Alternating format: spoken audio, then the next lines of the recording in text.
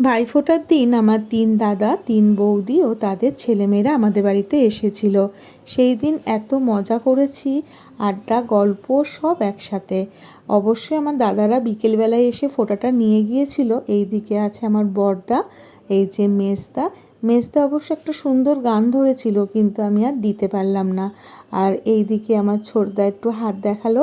এই দিকে আমার হাজবেন্ড বসে আছে, আর ওই যে বড় বৌদি আমার মেজদার মেয়েকে খাওয়াচ্ছে।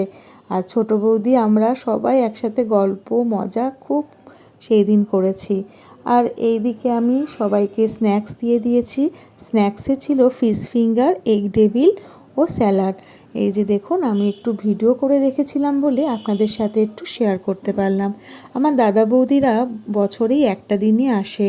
অন্য সময় কাজের ব্যস্ততার জন্য তাদের আর আসার সময় হয়ে ওঠে না। এই যে আমি কোল্ড ড্রিঙ্কস দিয়েছিলাম, কিন্তু কেউ আর তখন কোল্ড ড্রিঙ্কসটা খেলো না, বলল ডিনারের পরে আমরা কোল্ড ড্রিঙ্কস খাবো। আর যেটা বলছিলাম, ওদেরও যেহেতু আসার সময় হয়ে ওঠে না, আমারও সত্যি কাছে বাড়ি হলেও না সম্ভব হয়ে ওঠে না যাওয়া। এই যে এইদিকে মেজ বৌদি সবাইকে ডিনার পরিবেশন করছে। ডিনারে ছিল চিকেন বিরিয়ানি ও মটন কষা। চিকেন বিরিয়ানিটা অবশ্য বাইরে থেকে আনা হয়েছে, আর মটন কষাটা আমি বাড়িতেই বানিয়েছি। বৌদি সবটাই নিজের হাতে পরিবেশন করেছে। আর লাস্টের দিকে আমার একটু শরীরটা খারাপও লাগছিল, তাই বৌদি সবটা সুন্দর করে পরিবেশন করেছে। আর এই যে এইদিকে আমি সব স্যালাড কেটে রেখেছিলাম আর গুছিয়ে রেখেছি। আর এইদিকে আছে খেজুর, আমসত্ত্ব, কিশমিশ ও কাজু দিয়ে চাটনি। আর এইদিকে রান্না হয়ে গেছে মটন কষা। এই যে দেখুন, একটু ঝাল ঝাল করে করেছিলাম।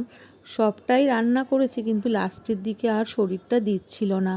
পাঁপড়ও ভাজা হয়ে গেছে, তাই বৌদি সবটাই পরিবেশন করেছে। এমনকি লাস্টের দিকে আমাকে বলে গেছে যে থালাটাও ধুয়ে দিচ্ছি বলে, জানেন, সব থালা ঠালা সব ধুয়ে দিয়ে গেছে। আমি রাগ করছিলাম, কিন্তু কোনো মতে শুনলো না। এইদিকে দিয়াংশা, অভ্রদীপ ও পর্ণা খেতে বসে গেছে। এই যে গল্প করছে, ওদেরও তো সব সময় দেখা হয় না। আর আজকে যেহেতু ভাই বোনদের সাথে দেখা হয়েছে, খুব মজা করেছে ওরাও। আর এই যে দেখুন, আমার দাদাদের খেতে দেওয়া হয়ে গেছে, আর এবারে আমরাও খেতে বসে যাব।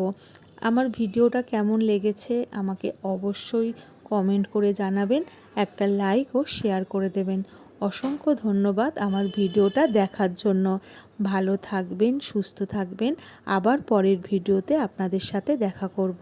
ধন্যবাদ।